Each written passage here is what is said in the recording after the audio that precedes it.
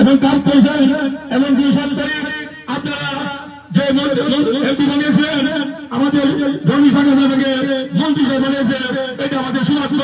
তাই আমি মনে করি আমরা যেহেতু কথা দিয়েছি নেতাকে যে আমরা আওয়ামী লীগের পাচ্ছি একত্র হবো, আল্লাহ খুদার দোহাই আমরা সবাই বেলাবাদ বলে গিয়ে আমরা এক করে আমরা কর্মী যাতে এগুলো আমাকে সর্বোচ্চ ভোট দিয়ে যেমন দুজনকে পাশ করতে পারে কর্মী এনে শ্রীপুরে একটাই নন এবং পৌরসভা ইনশাল্লাহ যদি আমরা এক হই সর্বোচ্চ ভোট